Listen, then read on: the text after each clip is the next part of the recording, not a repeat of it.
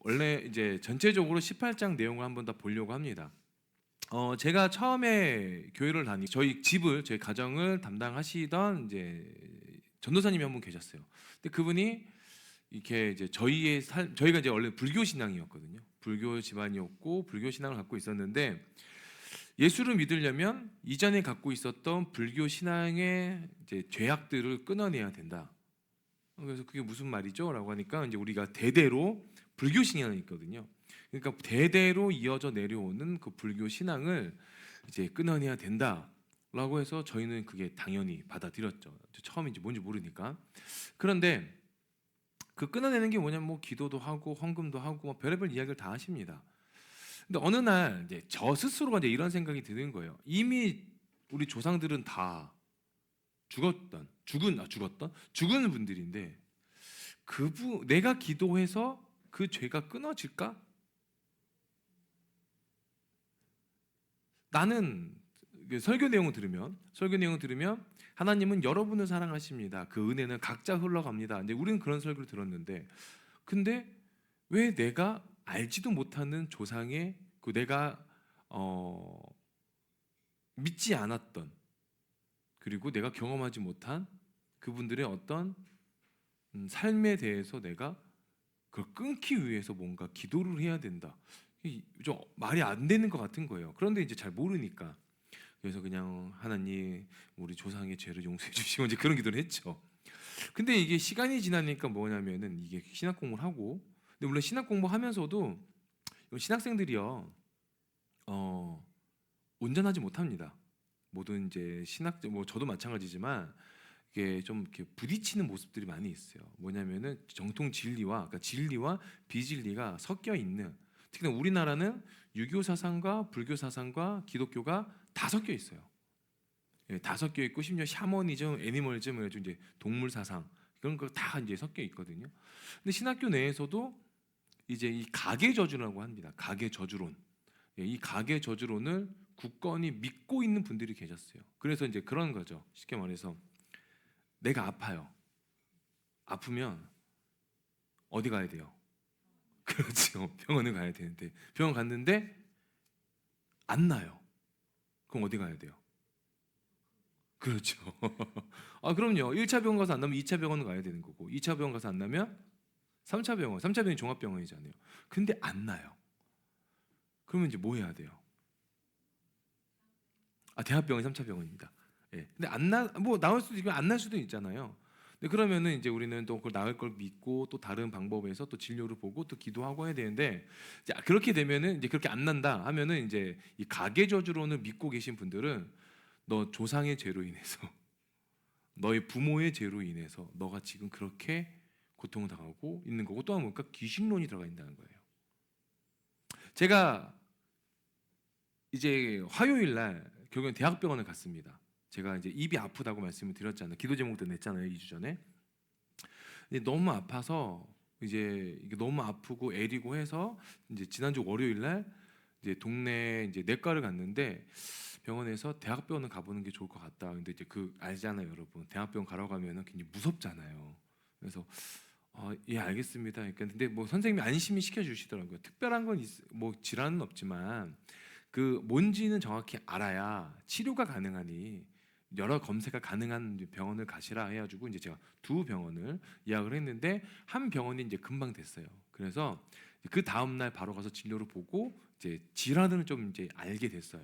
그래서 거기에 약을 제가 화요일 저녁부터 오늘 안치까지 먹으면서 많이 나아졌어요. 예, 정말 많이 나아졌어요. 지난주 우리 여러분 너무 죄송한 얘기지만 우리 지난주에 우리 야외에 갔을 때 제가 여러분과 함께 못 있었잖아요. 그 이유가 이 입이 너무 아프니까 말하기도 힘든 거고 막 정신도 막 날카로워져 있던 거예요. 그래서 제가 괜히 껴면 좀 분위기 되게 좋은 날인데 깰까봐 혼자 이렇게 구석에 다니고 막 이래 했던 거거든요. 근데 정말 많이 나았어요. 근데 제가 이제 좀 이제 나아지기 시작하면서 할 때 이제 또 여의도 사역을 나갔는데, 그곳에서 한 이제 전도사님을 목사님을 만났어요. 그래서 목사님이 제 얘기를 들으신 거예요. 목사님 입이 아프시다면서요. 그래가지고 아 예, 그 마귀 새끼 어떻게 해요 이러는 거예요. 그래가지고 제가 왜 무슨 마귀 새끼니까 아니 목사님 입으로 하시는 게 설교하시지 찬양하시지 기도하시지 상담하시지 입으로 다 하시는데 그게 마귀 새끼가 쳐가지고 그렇게 이해가 안 돼요.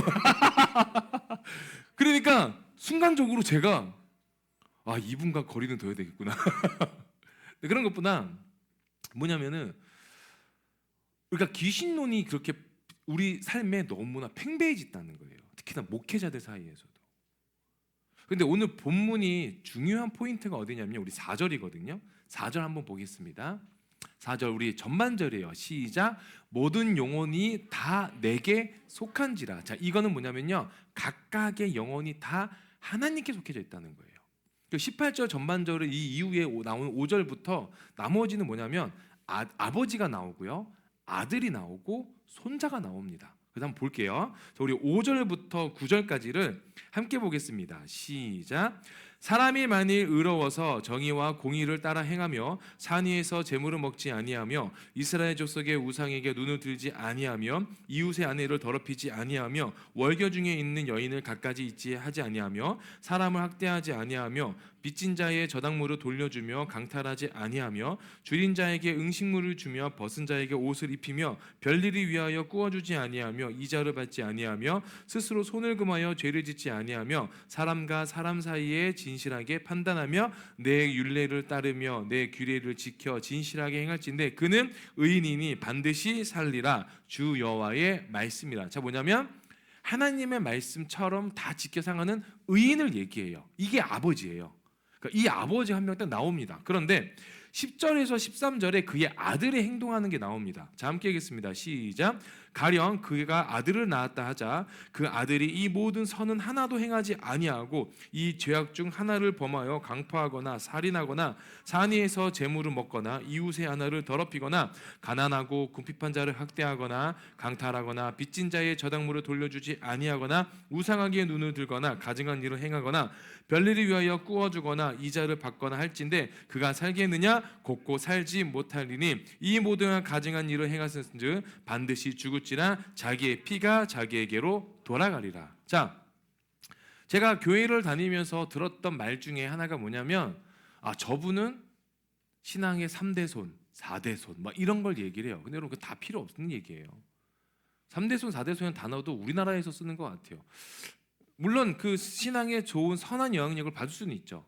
하지만 그 영향력이 그 사람의 신앙을 결정짓지는 않습니다. 자, 우리 오늘 볼까요? 5절부터 9절에 나오는 아버지의 신앙은 굉장히 선을 베풀고 선한 사람이에요. 그런데 그의 아들은 어떻습니까? 굉장히 죄악돼 있어요. 그러니까 내가 이 아들의 입장에서 봤을 때는 신앙의 이대손이잖아요. 근데 그 이대가 가지는 신앙이 거룩하지도 않고 선하지도 않을 수도 있다라는 거예요. 그러면 아버지의 잘못으로 아버지가 선을 베푼다 할지라도 이 아들의 신앙은 바뀔 수도 있다는 거예요. 그리고 또 이 아들의 신앙을 통해서 손자의 신앙이 다시 한번 바뀝니다. 우리 14절부터 한번 볼까요? 시작. 또 가령 그가 아들을 낳았다 하자 그 아들이 그 아버지가 행한 모든 죄를 보고 두려워하여 그대로 이제 선을 이제 다시 바꾸죠. 산 위에서 재물을 먹지도 아니하며 이스라엘 족속의 우상에게 눈을 들지도 아니하며 이웃의 아내를 더럽히지도 아니하며 사람을 학대하지도 아니하며 저당을 잡지도 아니하며 강탈하지도 아니하고 줄인 자에게 음식물을 주며 벗은 자에게 옷을 입히며 손을 금하여 가난한 자를 압제하지 아니하며 별리나 이자를 받지 아니하며 내 규례를 지키며 내 유례를 행할진대 이 사람은 반드시 그의 아버지의 죄악으로 죽지 아니하고 뭐 한다 그래요? 반드시 살겠대요. 그러니까 아버지가 죄를 범한다 할지라도 그 자녀가 다시 선을 베풀고 선한 하나님의 유례를 지키고 율법을 지키고 그의 은혜를 따라 사면 그는 죽지 않고 영생을 얻는다는 거예요. 자, 이게 성경입니다. 그러니까 가계저주론을 우리가 가계저주론을 얘기하는 사람들은 명확하게 드러나지 않아요. 근데 그의 말과 그의 대답, 그와 대화 가운데 무의식 중에 나올 수도 있는 거예요. 자, 이렇게 한번 볼까요? 제가 이번 달이 가정의 달이라서 가정에 대한 이야기를 좀 포커스를 잡는다고 말씀드렸잖아요. 자, 저는 저희 아버지가 신앙생활을 하지 않으세요. 그죠? 그런데 저희 어머니는 신앙생활을 하셨어요. 저희 어머니가 기도하셨고 또 기도로 인해서 제가 이제 하나님을 더 믿게 되는 부분도 없잖아 있습니다. 그거는 부인할 수 없는 거죠. 그런데 제가 무언가를 열심히 한다고 우리 은유가 그 신앙을 따라올까요? 그거는 자의식이죠. 장담할 수 없는 거예요. 그렇다고 제가 제가 뭔가 선을 베푼다고 우리 은유가 죄를 지었는데도 불구하고 하나님의 은혜 안에서 뭐 어떻게 이게 좀 좋게 얘기하고 싶은데 어떻게 얘기할까요? 그러니까 쉽게 말해서 제가 천국 간다고 은유가 따라올 수 있는 게 아니라는 거예요. 그렇지 않아요. 그 제가 죄 진다고 해가지고 은유도 죄인으로 사는 게 아니라는 거죠. 그러니까 여러분의 가정이 어떤 모습을 가졌든 간에 그거는 지금의 여러분의 신앙 상태를 말하지 않아요. 우리 부모님도 뭔가 막 좋은 교수님이시고 좋은 학교를 나오시고 되게 이쁘고 선하고 신실한 신앙을 가졌으면은 나도 그랬을 텐데 이런 게 없다라는 거예요. 그거는 말이 안 되는 거예요, 여러분. 우리 말씀 한번 우리 에스겔서 18장인데요. 우리 30절 한번 찾아볼까요? 예. 30절에 다시 한번 이렇게 말씀하십니다. 시작. 주 여호와의 말씀이니라 이스라엘 족속아 내가 너희 각 사람이 행한 대로 심판할지라. 자, 뭐래요? 너희 어떤 사람들이 각 사람이 행한 대로 심판하신다는 거예요. 너희 각 사람이 행한 대로. 우리 부모님이 어떻든 내가 어떻든 뭐 그 개념이 아니라 내가 하나님 앞에서 올바르게 서 있고 하나님을 보고 간다면 그분의 은혜가 또 내게 주어진다는 거예요. 우리 부모님과 우리 가족과 별개의 은혜가 또 내게 주어진다는 거죠. 그러니까 우리는 하나님께 각각의 하나의 영혼으로 하나님께 붙들려져 있는 거지 가족이 퉁 이렇게 있지 않는다는 거죠. 저는 저희 부모님을 굉장히 원망한 적이 많아요. 왜냐면 이제 이게 살다 보니까 특히나 이제 또 여러분 이렇게 또 결혼 앞둔 분도 계시잖아요. 저도 이제 사모님과 결혼 앞두고 있을 때 뭐 재정의 부족함도 보이고 그리고 어떤 학력의 좀 부족함도 보이고 그리고 생활 여건의 부족함도 보이고 그러면서 많이 원망을 했었어요. 저도 뭐 목회장을 떠나서 이제 사람이고 또 이제 저만의 가정을 꾸리려고 하다 보니까 그런 원망함이 제 안에 있었거든요. 근데 어느 날 제가 이제 저희 어머니한테 뭐 그런 얘기를 했어요. 결혼 준비하면서 저희 아버지가 갑자기 집을 나가셨어요. 결혼 준비할 때 혼자 삐지셔가지고 집을 나가셨거든요. 근데 제 어머니한테 그랬어요. 엄마 참 나는 이 집이 원망스럽다. 왜요? 저희 어머니한테 그랬어요. 나 엄마 아빠가 되게 원망스럽다. 왜 남들하고 똑같은 일을 하고 똑같은 삶을 사는데 누구는 좋은 집을 살고 좋은 차를 타고 다니고 재정의 여유가 있는데 우리는 왜 그러지 못하냐? 그럼 배움의 차이가 아닌 것 같다면서 제가 어머니한테 막 좀 그러면 안 되지만은 막 속에 있는 이야기를 막 했어요. 저 원망하는 소리를. 근데 저희 어머니가 뭐라고 하셨냐면 그게 네 아버지야. 그게 네 아빠야. 니네 아빠가 변할 것 같냐? 그래서 막 이제 막 좀 속상함을 막 얘기했죠. 그러고 나서 그래도 이제 크리스천이라고 그 속상함을 하나님께 고백하는 시간을 또 가졌어요. 그러는데 뭐 기도가 안 됩니다. 그때 제가 가락동에 교회가 있을 때였거든요. 근데 가락동까지 가기도 싫어요. 뭐 차비도 없고 뭐 기름값도 없고 하니까 동네 싸고 다니면서 그냥 하늘 보면서 나는 왜 이렇게 살까? 주님 나 왜 이렇게 거지같이 살까? 하면서 눈에 보이는 복권방에 들어갈까? 막 그런 고민을 해요. 근데 막 그렇게 되지도 않아요. 막 그런데 마음에 한순간에 은혜가 팍 들어오는 게 있었어요. 근데 그게 뭐냐면 상문아 내 은혜가 내게 족하지 않니라는 거였어요. 하나님 퀘스천을 주신 거예요. 그냥 내 은혜가 내게 족하다 이게 아니라 내가 너한테 부어준 은혜가 부족하니 약간 그 느낌인 거예요. 근데 제가 이렇게 살아보니까 우리가 살아보면 죽을 뻔한 순간도 이렇게 있잖아요. 그러지 않아요? 전 두어 번 있었거든요. 이렇게 진짜 생명을 잃을 뻔한. 근데 그 과정에서도 제가 하나님을 믿지 않는 시기였지만 저를 보호하셨다는 거. 예. 그게 또 감사가 되더라고요. 어느 순간. 그리고 이런 집안이지만, 제가 원망했던 집안이지만 제가 너무 사랑하는 사모님이 그 집안을 인정해 줬다는 거. 그게 또 은혜가 되는 거예요. 그리고 이런 집안이지만, 이런 집구석이고 이런 원망스러운 환경이지만 사모님이 저랑 결혼을 통해서 또 새로운 가정을 꾸릴 수 있는 마음을 고백해 줬다는 거. 그게 막 이제 감사하게 되는 거예요. 그러니까 부족하지, 그 은혜가 부족하니라는 이제 그 질문에 저 스스로가 차고 넘칩니다라는 고백이 어느 순간 나오더라고요. 그렇게 나오게 된 이유는 뭐냐면, 우리 부모님의 삶과 그 신앙과 저의 삶과 저의 그 하나님 향한 신앙은 이게 구분이 되어진다는 거예요. 이게 완벽히 구분되어져서 막 끊어진 걸 얘기하는 게 아니라, 그러니까 이제 어떻게 보면 첫 세대잖아요. 신앙의 첫 세대로서 어떠한 신앙관을 가져야 되는지 그때 그림이 그려지기 시작한 거예요. 그러니까 지금 여러분이 지금 이렇게 여러분 이루어져 가 계신 그 공동체, 그 가정에서의 어려움은, 그 어려움이 여러분의 신앙이나 믿음이나 그런 부분들을 결정할 수가 없어요. 영향은 받을 수 있지만 좋지 않은 영향은 내가 이겨낼 수 있는 거고, 좋은 영향력은 받아서 내가 더 성장시킬 수 있다라는 거죠. 근데 원망에 가득한 사람은 아무리 잘 살아도 그 가정을 원망을 해요.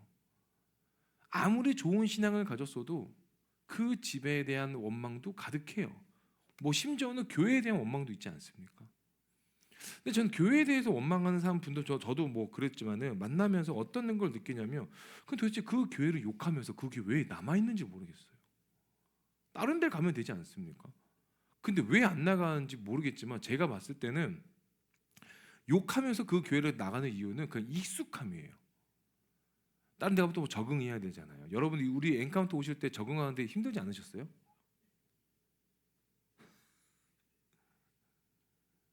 힘들었잖아요. 어떤 부분도 힘들었던 부분도 있고, 또 저에 대한 이렇게 저와의 관계성에서도 힘듦이 있을 수 있고, 어디든 마찬가지로 힘들어요.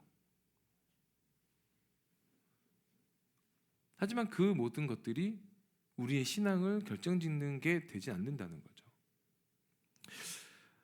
우리 부모님에 대해서 여러분이 조금 어려움이 있을 수 있는 분들이 계실 수 있어요.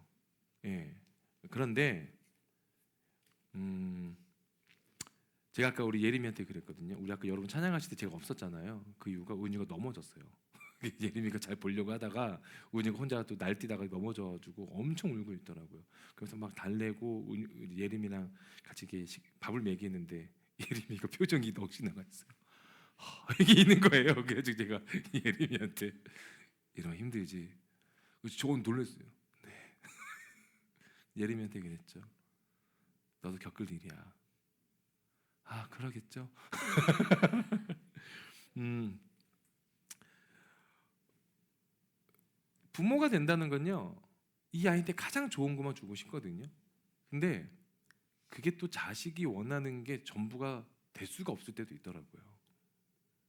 그래서 부모님을 원망하지는 마세요. 예. 왜 나한테는 이런 걸 주지 않을까? 왜 이런 게 없을까? 우리 가정이 뭐가 어떻고 없는 것만 보면요, 하나님이 주신 거에 대한 감사가 없어져요. 이렇게 한번 볼까요? 여러분이 만약에 지금 여러분의 부모님이 사랑하지 않으셨고 만나지 않으셨다면 지금 우리가 이 땅에서 태어나서 살 수 있었을까요? 없었겠죠. 그거 하나만이라도 저는 감사한 거예요. 그거 하나만이라도. 저는 이 얘기를 중학교 때 들었거든요. 저희 우리 중학교 선생님이 막, 그러니까 도덕 선생님이 좀 그런 얘기를 하셨어요. 이 부모님한테 잘해, 이놈의 새끼들 하면서 막 이렇게 때리시면서 얘기하셨거든요. 잘하라고. 저희 때는 체벌이 너무 쉬웠대라. 예. 그랬는데 그게 이해가 안 됐어요. 근데 제가 부모가 되니까 제가 예림이한테 그랬어요. 너도 부모 돼봐, 예림아. 아, 네. 그랬지만 진짜 그 마음이 오더라고요. 그래서 예전에 부모님의 영향을 받았던 그 모습들도 우리가 예수님 안으로 들어간다면 이제 그런 모습들이 이제 분리가 되고 끊어지는 거예요. 끊어지면서 완벽하게 새로운 피조물이 되는 거죠. 우리 고린도후서 5장 17절 보기 원합니다. 제가 읽어드릴게요. 이렇게 암송하실 수 있는 거니까. 자, 그런즉 누구든지 그리스도 안에 있으며 새로운 피조물이라 이전 것은 지나갔으니 보라 새 것이 되었도다. 그러니까 저와 여러분은 예수 안에서 완벽한 새로운 뉴 크리에이션이 됐다는 거예요.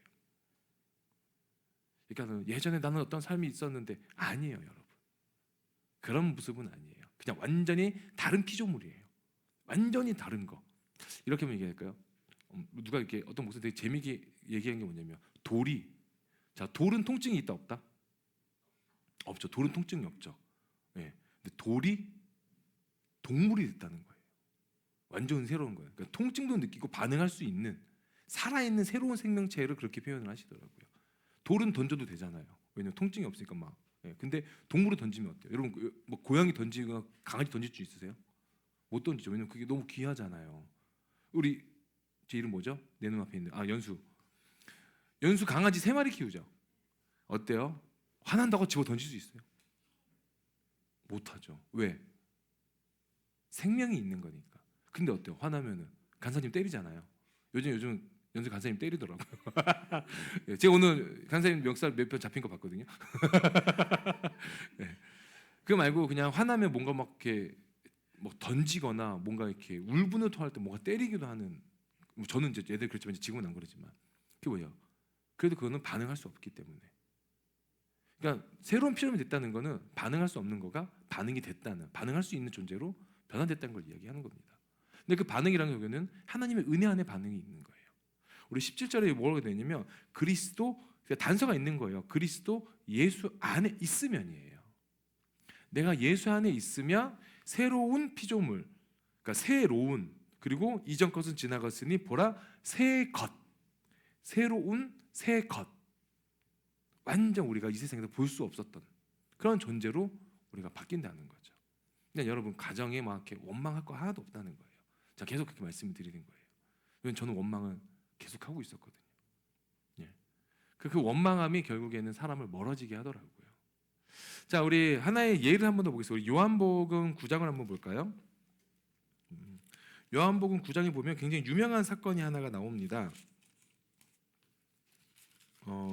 우리 날 때부터 맹인된 사람의 얘기가 나오는데 우리 9장 1절에서 우리 3절 보겠습니다. 요한복음 9장 1절에서 3절 함께 읽겠습니다. 시작. 예수께서 길을 가실 때에 날 때부터 맹인된 사람을 보신지라 제자들이 물어 이르되 랍비여 이 사람이 맹인으로 난 것이 누구의 죄로 인함이니까 자기니까 그의 부모니까 예수께서 대답하시되 이 사람이나 그 부모의 죄로 인한 것이 아니라 그에게서 하나님이 하시는 일을 나타내고자 하심이라. 자, 제자들도 교회는 뭐가 있었어요? 약간 그냥 이게 있던 거예요. 저 사람은 날 때부터 맹인인 건 죄로 인함이었다는 거예요. 그러니까 제자들의 인식은 저 사람의 죄나, 이거 좀 솔직히 날 때부터 무슨 뭐 원죄 뭐 이런 걸 얘기를 하게 할 수도 있겠지만 자기가 무슨 죄를 져서 날 때부터 죄를 져요. 그러니까 어떤 얘기가 나오냐면 저 사람이 날 때부터 맹인이 된 건 혹시 부모의 죄로 인한 거 아니냐. 제가 참 마음 아픈 이야기들 많이 들을 때가 좀 있어요. 뭐냐면 제가 이제 자녀를 키우니까 자녀를 키우면 저도 요즘에 이제 스리생이나 뭐 그런 걸 다시 보고 있거든요. 근데 임신한 한 이제 산모가 아이가 사산을 해요. 예, 아이가 이제 좀 이렇게 하늘나라 가게 되는 거죠. 근데 부모가 갖는 마음이 뭐냐면 이게 내가 뭘 잘못해서, 내가 죄가 많아서. 근데 그 의사가 이제 위로하는 건 뭐냐면 이거는 누구에게나 일어날 수 있는 일이라는 거예요. 누구에게나 일어날 수 있는 일이고 산모의 잘못이 아닌 우리 인체의 어떤 유전자적인 변이로 인한 일이기 때문에 절대 산모님의 잘못이 아니라고 얘기를 하는 거 봐요. 인간의 탄생에 대한 부분은 처음부터 끝까지 하나님이 주관하십니다. 믿으십니까? 저는 그걸 믿어요. 그래서 죄로, 그러니까 우리가 이렇게 아플 수도 있고 조금은 이렇게 뭐 이렇게 정신병이 있을 수도 있고 또 유체적으로 어려움이 있게 태어난 아기들도 있잖아요. 저도 예전에는요, 아우 참 세상을 살아가기 힘들겠다. 그리고 저 부모가 무슨 죄야 막 이렇게 얘기했거든요. 이게 너무 죄된 모습이더라고요. 오늘 3절에 뭐라고 합니까? 예수님께서 이런 고백합니다. 9장 3절 함께 읽습니다. 시작. 예수께서 대답하시되 이 사람이나 그 부모의 죄로 인한 것이 아니라 그에게서 하나님이 하시는 일을 나타내고자 하시며. 자, 하나님이 하시고자 하는 일이 무엇입니까? 그 나타내는 것은 그 사람 맹인을 통해서 하나님이 영광을 받으시겠다는 거예요. 억울하고 가난하고 쓰러지고 누가 봐도 나약한 가정에서 내가 태어난 이유는 하나님이 그 가정을 통해서 영광을 받으시겠다는 거예요. 아멘. 아무것도 없고 빈털터리로 살아가는 우리의 삶이지만 그럼에도 불구하고 내가 그 땅에 그 가정에 그곳에 태어난 이유는 그것을 통해서 하나님이 영광을 받으시겠다는 거예요. 믿으십니까? 우리 아까 노숙하시는 분을 우리 또 이렇게 왔죠. 제가 왔는데 제가 사모님하고 운이랑 같이 타는데 지하 1층에서 그분과 같이 타고 올라왔어요. 예, 근데 그분이 저를 기다리셨더라고요. 그래서 막 이런저런 얘기하다가 지지난주 금요일이었나? 지난주 금요일에 그분이 비가 왔었어요. 지난주 금요일 날 비가 왔는데 그분이 이제 그동안 안 보이셨잖아요. 제가 말씀드렸나요? 안 보이셨던 이유가 뭐냐면 노숙을 하시다 보니까 폐에 물이 차가지고 이게 중환자실에서 치료를 받으셨대요. 그래서 이제 몇 달간 이제 요양하시고 하는데 좀 나오시는데 또 거주하실 데가 없으시니까 여기저기 다니시다가 이제 제가 생각이 났다는 거예요. 쉽게 말해서 저희가 생각이 나서 다른 데를 가면 500원, 1,000원 주는데 목사님은 2만 원, 3만 원, 만 원, 2만 원, 3만 원을 준다는 거예요. 근데 그분한테는 그게 큰 거죠. 그래서 제가 그날도 비가 오는데 제가 2만 5천 원을 드렸어요. 제가 가지고 있는 거 전부를 드렸는데 그분이 또 받으시면서도 좀 뭔가를 요구하시고자 하는 그 얼굴이었거든요. 그죠? 뭐 더 필요하세요라고 하니까 이렇게 한 달을 잠만 잘 수 있는 곳이 있는데 그게 한 달에 10만 원이라는 거예요. 그래서 제가 그때는 돈이 너무 없어서 이제 다 드려가지고 없어서 제가 다음에 오시면 저희가 좀 해보고 그 돈은 좀 너무 큽니다라고 이제 해서 이제 보내드렸는데 마음이 너무 이제 쓰이는 거죠. 그래서 오늘 오셨는데 오늘 제가 작정하고 준비를 했거든요. 오셔서 이렇게 이야기 나누고 하는데 제가 아마 그분하고 가장 오래 얘기 나눈 것 같아요. 오늘 여러분 막 이렇게 예배드리고 연습하실 때 제가 이제 그 엘리베이터 앞에 그 의자에서 얘기 나누는데 제가 이제 아저씨 가족이 안 계세요. 그 부모님은 몇 년 전에 다 돌아가시고 2년 전에 모르겠어요. 저는 진실인지 아닌지 모르지만 전 그걸 믿습니다. 동생분이 한 달에 10만 원, 20만 원씩 도움을 주셨었대요. 2년 전에까지. 근데 그분이 오토바이 사고로 돌아가신 거예요. 근데 이제 바로 돌아가지 않으시고 병원에 계셨는데 병원비가 계속 쌓이는 거죠. 그러다가 이제 뇌사로 가시고 그래서 이제 병원에서 이제 더 이상 가망이 없을 것 같습니다라고 해서 이제 사망하시고 돌아가신. 그래서 2년 동안은 거의 그냥 말 그대로 더 노숙 생활을 하시면서 지내신 거예요. 제가 그 얘기를 듣는데 울컥하더라고요. 그래서 제가 아저씨한테 아저씨 계속 이렇게 사실 수는 없잖아요. 어떻게 하실 거예요? 그러니까는 그분이 너무 놀라시면서 자기한테 이렇게 사시면 안 되잖아라고 물어본 사람이 저밖에 없대요. 그래서 아니 당연하죠. 도움은 드릴 수 있지만 저희도 도움이 끊길 수도 있다. 자립하셔야 되지 않겠냐. 그러니까 그분이 안 그래도 여기저기 막 직장 생활 뭐 이렇게 직장 알아보고 하신다고 하더라고요. 그러면서 저한테 그런 얘기를 하셨어요. 목사님 너무 감사합니다. 자기를 받아주는 게 처음이었다는 거예요. 그리고 그 한 달 지낼 수 있는 그 얘기를 기억한다는 게 너무 고맙다고 이제 제가 돈을 이제 드리면서 이제 기도해 드렸는데 저는 그분의 삶을 통해서 그분이 저에게 오신 이유가 뭔지를 좀 고민해 봤거든요. 저희가 재작년부터 주로 얘기했던 설교 내용이 뭐였죠? 섬김과 사랑이었다고 저는 이렇게 표현을 하고 싶거든요. 그런데 그게 확고하게 우리에게 하나님이 드러나기를 원하시는 시간이었던 것 같아요. 예, 저희 야고보서 한번 볼까요? 야고보서 2장입니다. 야고보서 2장 14절. 우리 15절부터 볼게요. 16절부터 17절. 야고보서 2장 16절, 17절. 죄송합니다. 14절부터 볼게요. 죄송해요. 14절부터 17절. 함께 하겠습니다. 시작. 내 형제들아 만일 사람이 믿음이 있노라 하고 행함이 없으며 무슨 유익이 있으리요? 그 믿음이 능히 자기를 구원하겠느냐? 만일 형제나 자매가 헐벗고 이러한 양식이 없는데 너희 중에 누구든지 그에게 이르되 편안히 가라 덥게 하라 배부르게 하라 하며 그 몸에 쓸 것을 주지 아니하면 무슨 유익이 있으리요. 이와 같이 행함이 없는 믿음은 그 자체가 죽은 것이라. 우리가 어떻게 보면은 그분에게 10,000원, 20,000원, 30,000원, 10만 원 이렇게 드리는 게 우리에게도 부담이 될 수 있죠. 우리 각각의 삶에서. 근데 저는 좋은 가정 그리고 신앙이 있는 가정을 꾸리기 위해서는 그 모습을 먼저 우리 자녀에게 보여줄 줄 알아야 된다는 거예요. 저는 여러분을 제 자녀로 이렇게 삼기지 않지만 제가 여러분을 섬기고 여러분에게 신앙의 모습 중에 뭔가 먼저 된 사람으로서 뭔가 이렇게 보여주고 싶은 건 뭐냐면 이런 섬김의 모습인 거예요. 그래서 저는 여러분에게 부탁을 안 드리고 제 개인의 재정으로 그분을 섬겼거든요. 물론 저도 재정이 없어요. 하지만 그 재정이 없어서 그 마음을 그분을 돕고 싶은 마음까지 가난하거나 없거나 하는 건 아니라는 거죠. 저는 기도했어요. 돕고 싶은데 저를 통해서 흘러갔으면 좋겠습니다. 근데 감사하게도 누가 도움을 주셔서 그걸 그대로 제가 흘려보냈거든요. 가계 저주로는요, 다르게 얘기하면 모든 것들을 저주화시킵니다. 그리고 저는 그분의 모습을 봤을 때 누군가는 그렇게 얘기할 거예요. 그 노숙하는 분의 모습을 보면서, 응?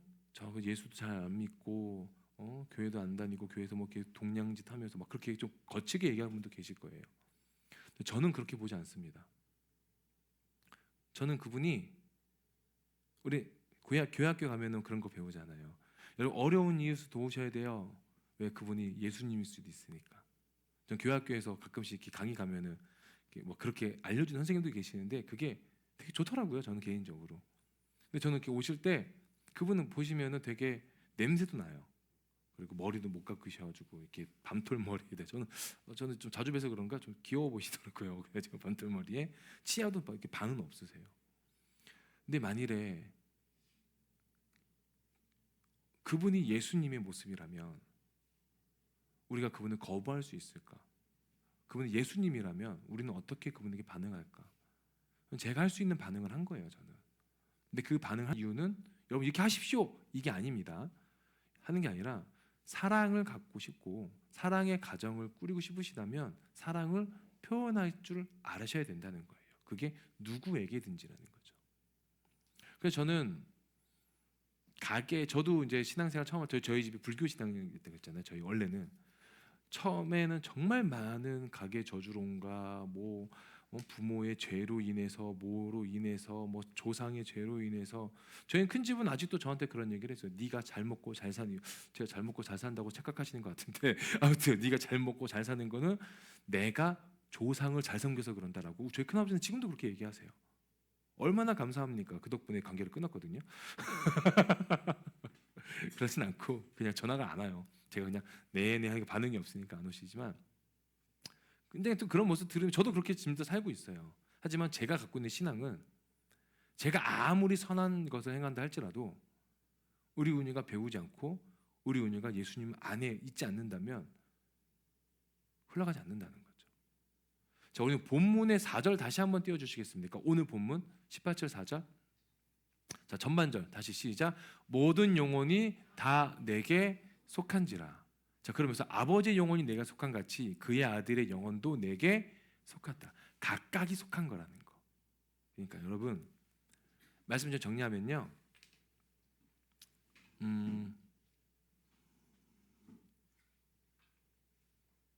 여러분의 신앙은 그냥 여러분의 신앙이라는 거예요. 아픈 거 우리 조상이 잘못해서 우리 아버지가 잘못해서 아니에요, 여러분. 내가 외롭게 사는 거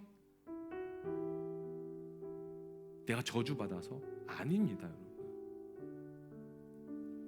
하나님이 그 시간들을 통해서 말씀하시고자 하는 개개인의 메시지가 따로 있는 거예요. 그래서 여러분 절대 여러분 가정을 원망하거나 저주하지 마십시오. 너무 세월이 아깝지 않으십니까? 제가 요즘에 말씀 중에 제게 마음에 푹 이렇게 사랑하고 이렇게 담아두는 그 말씀 중에 하나가 뭐냐면 세월을 아끼라. 저는 더 많이 사랑하려고 하거든요. 더 많이 사랑하고 더 많이 하나님의 은혜를 누리려고 해요. 제가 입이 막 아프고 몸이 막 이렇게 좋진 않잖아요. 그러니까 어디 막 크게 아픈 건 아닌데 이 입이 너무 아프니까 막 모든 게 다 막 예민해져 있는 거예요. 근데 또 웃긴 건 뭐냐면 먹을 건 너무 잘 먹어요. 먹는 게 이게 너무 막 그런 게 뭐냐면 먹을 때는 뭐 이미 또 가라앉아요. 그 통증들이. 그러니까 어떻게 해요? 계속 먹어요. 그래서 제가 살이 2kg가 넘게 쪘어요. 예, 3주 동안. 예림이 같이 다이어트. 근데 어느 날 산책을 하는데 너무 감사한 거예요. 그냥 감사한 거예요. 이 하루를 산다는 게 감사한 거고, 눈을 떠서 이 길을 걸어간다. 늘 항상 다니는 길인데 그 길이 감사한 거고, 그리고 누군가가 나를 찾는다는 게 감사한 거예요. 그리고 내가 누군가를 찾을 수 있다는 게 감사한 거고, 내가 갈 데가 있다는 게 감사한 거고. 제가 아까 그분하고 얘기를 나누면서 제가 그분한테 그랬어요. 이제 어디 가세요? 목적지가 없는 삶이잖아요. 모르겠어요. 아마 서현으로 갈 것 같아요. 거기도 이제 예배 드리면 식사로 대접해 주실 때가 있다 그래가지고 가신다는데, 저는 돌아갈 곳이 있고 또 이 삶이 닿을 때 또 가야 할 우리의 고향이 있다는 거, 그게 또 감사하시더라고요. 그러니까 내게 주어진 모든 것이 감사가 되더라고요. 원망할 수 있죠. 근데 원망하는 삶보단 감사와 사랑을 고백하는 삶이 더 가치 있더라고요. 네, 그러니까 여러분, 누군가 여러분한테 너 그렇게 힘든 거 저주받아서 그래, 그러면 단호하게 얘기하십시오. 사탄아 물러가라. 그건 사탄이죠. 그게 사탄이죠. 왜 그 사람이 뭐라고 여러분을 저주고 받았다 안 받았다 얘기하십니까? 왜? 하나님은 그대로신데. 예수님은 우리를 저주하고 심판하고 우리를 징계하러 오신 것이 아니라 우리를 위로하시고 안아주시고 격려하시고 새 힘을 불어넣어주기 위해서 우리를 지켜보시는 분인데, 그걸 더 믿으십시오. 아멘. 그 믿음이 여러분이 꿈꾸시는 귀한 가정을 또 이루게 합니다. 저는 여러분이 귀한 가정 꾸리시고 그 가정 안에서 정말 세상 그 어디에도 없는 사랑이 흘러나오는 가정 되시길 소망합니다. 아멘. 예, 우리 기도하시겠습니다. 말씀 생각하면서 함께 기도하겠습니다. 기도합니다. 조시아님